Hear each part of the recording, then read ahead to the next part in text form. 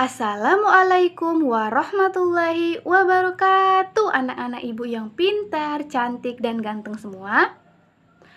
Kok sepertinya belum semangat sih menjawab salam? Ibu ulangi satu kali lagi ya. Assalamualaikum warahmatullahi wabarakatuh. Anak-anak ibu yang pintar, cantik, dan ganteng. Oke, bagus. Sudah semangat ya. Apa kabarnya hari ini? Baik. Kalau ibu tanya, apa kabar hari ini? Kalian jawab, Alhamdulillah, luar biasa, Allahu Akbar. Bisa anak-anak? Oke, ibu ulang satu kali lagi ya. Apa kabarnya hari ini? Alhamdulillah, luar biasa, Allahu Akbar. Bagus. Baiklah, anak-anak, hari ini kalian hadir semua atau ada yang alpa, izin atau sakit? Ibu mengabsen sebentar ya. Hadir semua? Oke, bagus ya kalau hadir semua. Kelas ini sudah cantik-cantik, ganteng-ganteng, pintar-pintar, rajin masuk lagi. Oke, baiklah. Anak-anak sekalian, sebelum kita memulai pembelajaran, marilah kita berdoa terlebih dahulu agar pembelajaran kita diberi kelancaran dan kemudahan oleh Allah Subhanahu wa Ta'ala. Di sini, ibu yang akan memimpin doa ya. Semuanya siap-siap untuk berdoa. Berdoa dimulai. Bismillahirrahmanirrahim. Raditu billahi robba wa bil islami dina wa bi Muhammadin nabiyyan wa rasulah. Rabbi zidni ilman warzuqni fahman. Amin. Baiklah. Anak-anak, sebelum kita masuk pada materi, marilah kita menyanyikan salah satu lagu nasional Indonesia. Tujuannya untuk meningkatkan rasa nasionalisme dalam diri kita. Di sini kita akan menyanyikan lagu Garuda Pancasila. Oke, di sini sudah ibu tampilkan ya lirik lagu Garuda Pancasila. Mari kita nyanyi bersama-sama. 1, 2, 3. Garuda Pancasila, akulah pendukungmu. Patriot proklamasi, sedia berkorban untukmu. Pancasila dasar negara, rakyat makmur adil sentosa, pribadi bangsaku. Ayo maju, maju, ayo maju, maju, ayo maju, maju. Oke, bagus ya. Semoga dengan menyanyikan lagu itu dapat meningkatkan sikap nasionalisme atau cinta tanah air dalam diri kita semua. Baiklah, anak-anak, sekarang ibu mau tanya, ada yang masih ingat pelajaran kita minggu kemarin membahas tentang apa? Ya, coba Pina, kemarin kita membahas tentang apa, nak? Benar, kemarin kita telah membahas mengenai pengertian hewan vertebrata dan avertebrata. Ada yang masih ingat tidak apa pengertiannya? Coba, siapa? Putri. Ya, apa Putri pengertian hewan vertebrata? Benar sekali Putri, hewan vertebrata, hewan yang memiliki tulang belakang. Kalau hewan avertebrata, ayo ada yang masih ingat tidak apa pengertiannya? Iya Anton, apa? Benar sekali Anton, hewan yang tidak memiliki tulang belakang. Bagus ya, anak-anak semua masih ingat mengenai pengertian hewan vertebrata dan avertebrata. Nah, hari ini materi kita masih bersangkutan atau berkaitan dengan materi minggu kemarin anak-anak, di mana hari ini kita akan membahas mengenai contoh hewan vertebrata, avertebrata, ciri-cirinya, kemudian organ gerak, dan masih banyak lagi. Baiklah, anak-anak sekalian, tujuan pembelajaran kita hari ini yang pertama, peserta didik dapat menyebutkan contoh hewan vertebrata dan avertebrata. Yang kedua, peserta didik dapat menyebutkan ciri-ciri hewan vertebrata dan avertebrata. Yang ketiga, peserta didik dapat menentukan ide pokok dalam paragraf. Dan yang keempat, peserta didik dapat membuat cerita dalam bentuk gambar. Baiklah, anak-anak, kita akan masuk pada materi pembelajaran. Nah, sebelum masuk pada inti, di sini ibu akan menampilkan sebuah video pembelajaran yang membahas tentang hewan vertebrata dan avertebrata. Kalian perhatikan videonya. Selamat menyaksikan anak-anak.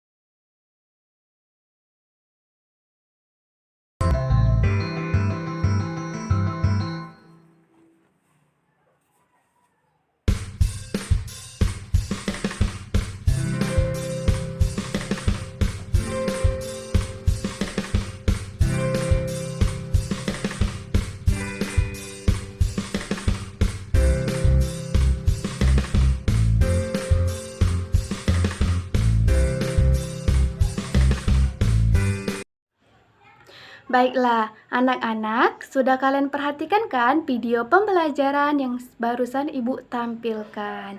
Nah, dari video pembelajaran tersebut anak-anak itu sudah menampilkan mengenai pengertian hewan vertebrata dan avertebrata, kemudian contoh hewan vertebrata dan organ gerak dari hewan vertebrata dan avertebrata.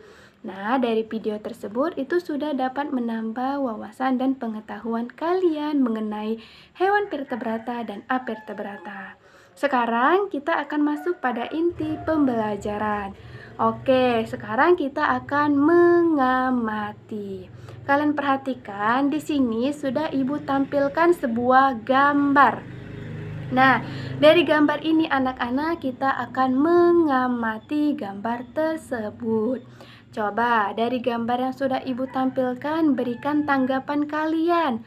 Terserah tanggapan apapun yang berhubungan dengan dari gambar tersebut. Misalkan Ibu kasih contoh, saya Bu, dari gambar itu adalah gambar kelinci dan gambar siput Bu. Nah, seperti itu ya, yang berhubungan dengan gambar yang sudah Ibu tampilkan. Coba siapa yang mau memberikan tanggapan? Iya, coba Putri, apa tanggapannya nak? Benar, tanggapan dari Putri bahwa kelinci itu tubuhnya dipenuhi bulu Bu. Kalau siput tubuhnya itu ada cangkang. Benar ya Putri, pinter. Sekarang siapa lagi yang mau memberikan tanggapan? Ya, coba Anton apa? Benar sekali, Anton mengatakan bahwa kelinci jalannya cepat dan lincah Bu, kalau siput jalannya sangat lambat. Benar ya Anton? Sekarang siapa lagi yang mau memberikan tanggapan dari gambar tersebut? Coba. Ya, coba Pina apa? Benar sekali Pina, tanggapan dari Pina bahwa kelinci berkembang biak dengan beranak Bu, sedangkan siput berkembang biak dengan bertelur. Oke, ayo coba berikan lagi tanggapan kalian anak-anak. Coba dari video tadi itu berhubungan dengan gambar ini loh anak-anak. Coba siapa yang tahu? Iya, apa Anggi? Benar sekali Anggi bahwa kelinci itu adalah contoh hewan vertebrata, sedangkan siput adalah contoh hewan avertebrata. Bagus. Nah, anak-anak, dari semua tanggapan yang sudah kalian berikan itu semuanya benar dan sangat bagus. Ibu kasih A+ untuk kalian semua ya. Nah, dari proses mengamati gambar yang sudah kita lakukan, dari gambar ini anak-anak itu menunjukkan hewan vertebrata dan avertebrata, yaitu kelinci itu adalah contoh hewan vertebrata atau yang memiliki tulang belakang, sedangkan siput itu contoh hewan avertebrata yang tidak memiliki tulang belakang. Nah, dari tanggapan-tanggapan kalian tersebut itu sudah benar semua, menunjukkan ciri-ciri dari kelinci dan siput.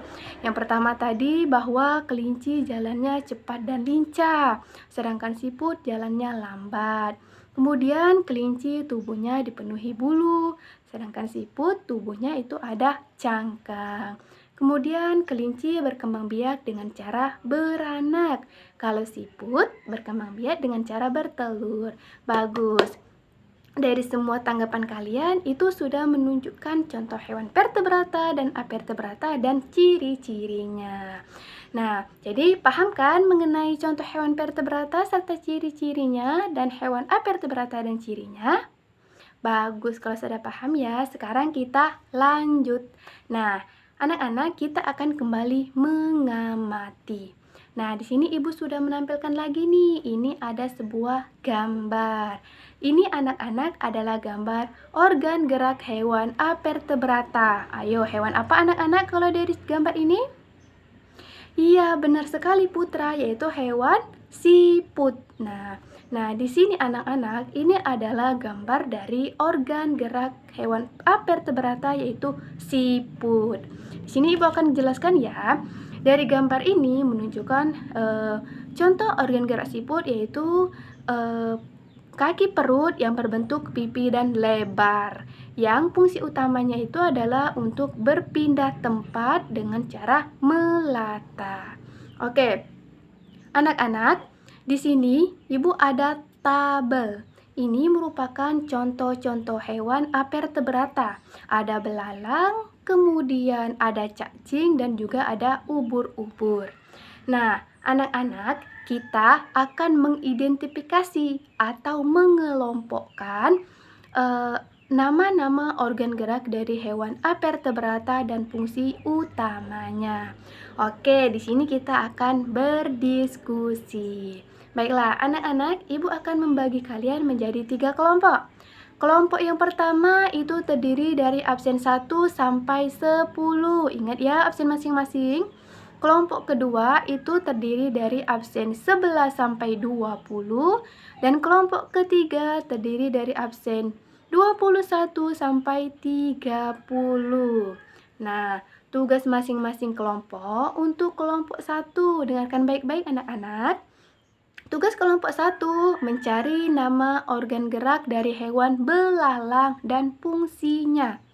Kelompok 2 mencari nama organ gerak dari hewan cacing dan fungsinya. Kelompok 3 mencari nama organ gerak hewan ubur-ubur dan fungsinya. Bagaimana? Paham anak-anak tugas masing-masing kelompok? Kalau sudah paham, sekarang kalian kerjakan dan berdiskusilah bersama kelompok kalian masing-masing. Setelah selesai, kalian presentasikan hasil dari diskusi kalian. Paham? Oke, sekarang Ibu beri kalian waktu untuk mengerjakan. Selamat mengerjakan anak-anak, bekerja sama ya, jangan ada yang diam saja. Oke, Ibu tunggu sampai kalian selesai. Baiklah, bagaimana anak-anak? Sudah semua berdiskusi dengan kelompok masing-masing? Oke, kalau sudah semua, sekarang kita akan presentasi atau membacakan hasil diskusi kalian. Kelompok 1, perwakilannya siapa yang maju? Anggi. Oke, Anggi, coba kalian presentasikan atau bacakan hasil dari kelompok kalian. Ya, ayo Anggi, presentasikan. Iya, bagus. Hasil dari kelompok 1 yaitu nama organ gerak dari belalang itu adalah kaki dan sayap. Fungsi utama kaki untuk melompat dan fungsi utama sayap untuk terbang. Bagus ya. Sekarang kita beri A+ untuk kelompok 1. Oke, sekarang lanjut kelompok 2. Ayo, siapa perwakilan dari kelompok 2 yang mau membacakan hasilnya? Bella? Iya, coba Bella bacakan hasil dari diskusi kalian. Benar sekali, hasil dari diskusi kelompok 2 yaitu nama organ gerak dari cacing itu adalah otot tubuh yang fungsi utamanya itu adalah untuk bergerak atau berpindah dengan cara melata. Bagus ya hasil dari kelompok 2, sekarang kita beri A+ lagi. Oke, next, kelompok yang terakhir, kelompok 3. Siapa yang mau membacakan hasil dari kelompok 3? Perwakilannya siapa? Ya, Putri. Ayo Putri, sekarang bacakan hasil dari kelompok kalian. Bagus. Hasil dari kelompok 3 yaitu nama organ gerak dari ubur-ubur adalah tentakel yang fungsi utamanya itu adalah untuk naik dan turun di permukaan air. Baiklah, anak-anak, dari semua hasil diskusi yang sudah kalian berikan mulai dari kelompok 1, kelompok 2, dan kelompok 3 itu semuanya benar. Dimana kalian telah mendiskusikan nama organ gerak dari belalang, cacing, dan ubur-ubur beserta fungsinya, dan semua yang sudah kalian berikan hasilnya itu sangat memuaskan. Jadi, anak-anak sudah tahu kan organ gerak dari hewan apertebrata? Bagus, kalau sudah tahu ya. Sekarang kita lanjut. Anak-anak, sekarang kita lanjut ya. Sekarang di sini Ibu ada teks. Teks ini merupakan berjudul "Siput bukanlah hewan yang lemah". Nah, sekarang kalian baca teks tersebut di buku kalian masing-masing ada. Kalian baca dalam hati teks tersebut sampai selesai. Sembari kalian membaca, Ibu akan menjelaskan mengenai ide pokok paragraf. Karena kita akan mencari ide pokok dari teks tersebut. Oke, baiklah anak-anak. Ide pokok merupakan inti kalimat yang bersifat umum.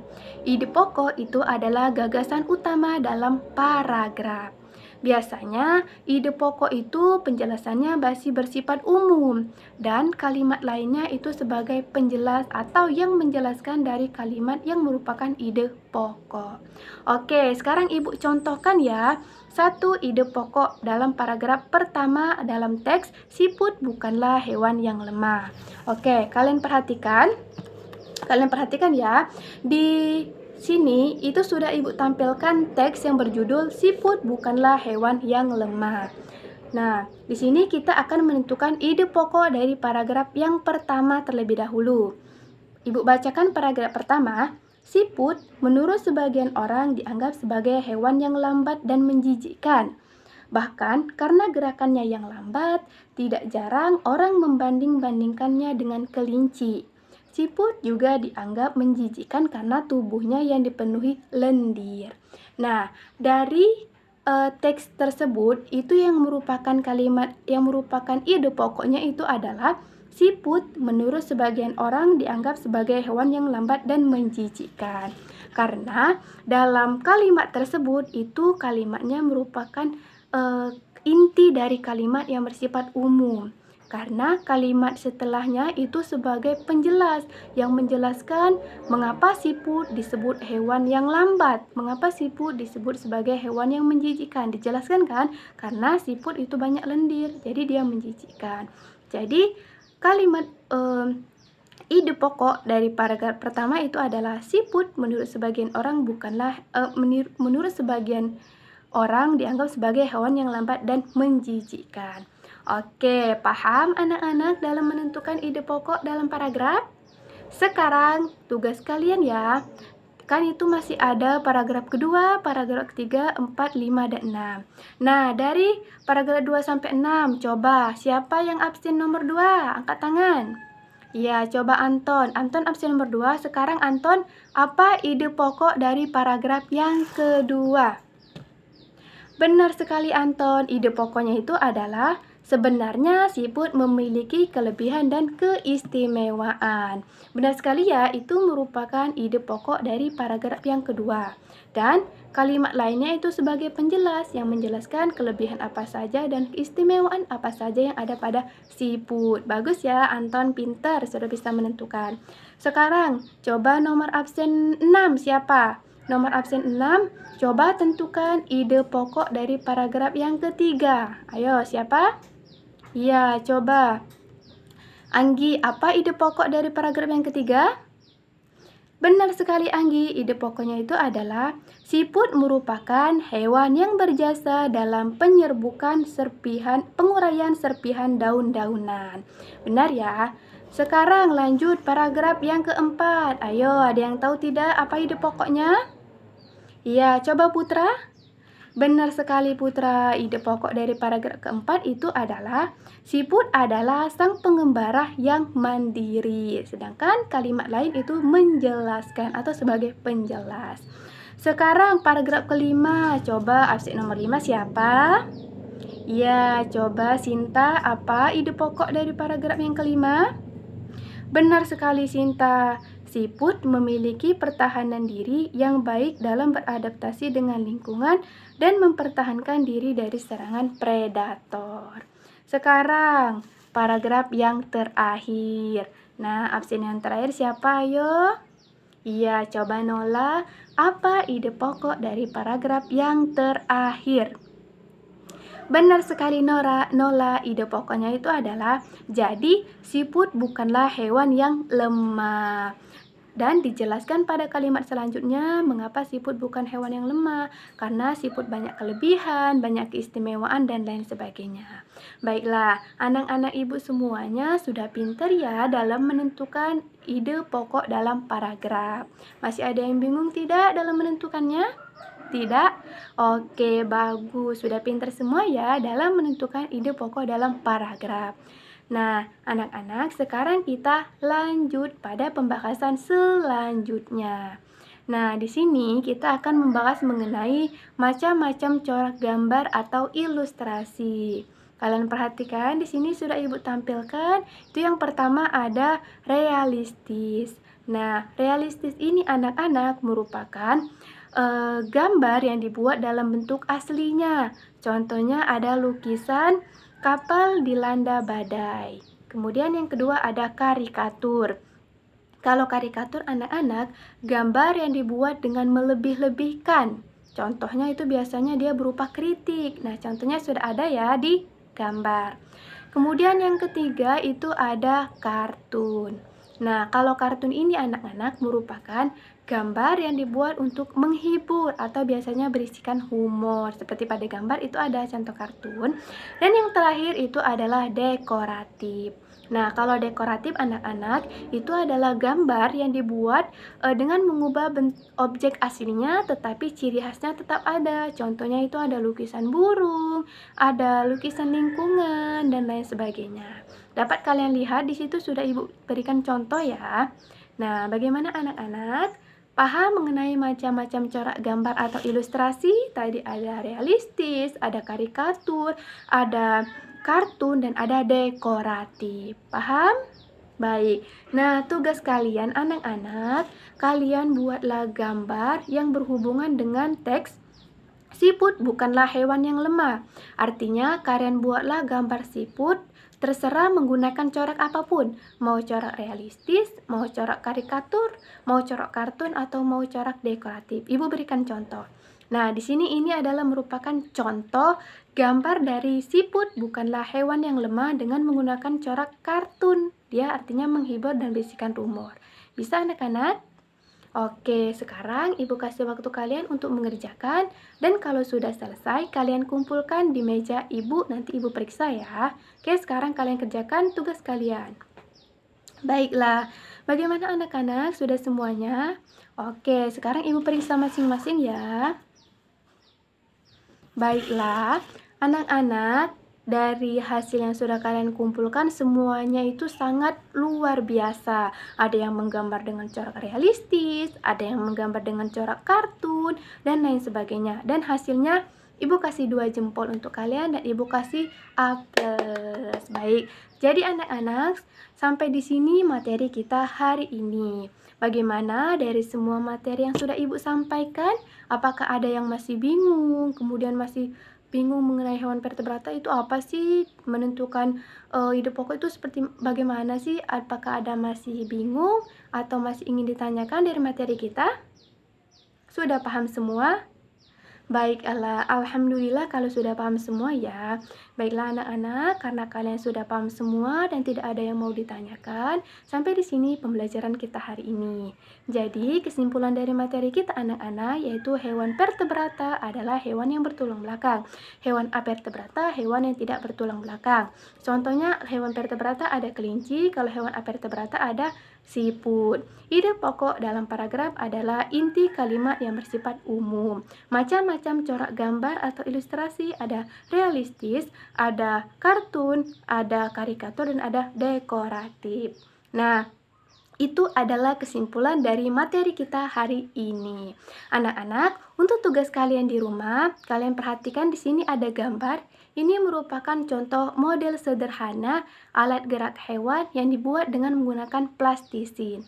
Nah, tugas kalian di rumah, kalian akan berkreasi, membuat organ gerak hewan terserah mau hewan apapun, tetapi hewan avertebrata ya, dengan menggunakan plastisin. Minggu depan tugas tersebut kalian kumpulkan. Paham anak-anak? Oke, kalau sudah paham semua, sampai di sini pembelajaran kita hari ini. Sebelum kita menutup pembelajaran, marilah kita berdoa terlebih dahulu agar ilmu yang kita dapatkan berkah dan bermanfaat. Di sini Ibu yang akan memimpin doa ya anak-anak. Berdoa dimulai. Bismillahirrohmanirrohim. Subhanakallahumma wa bihamdika ashadu alla ilaha illa anta astaghfiruka wa atubu ilaik. Alhamdulillahirabbil alamin. Ibu akhiri wabillahi taufiq wa hidayah. Wassalamualaikum warahmatullahi wabarakatuh. Sampai berjumpa minggu depan anak-anak.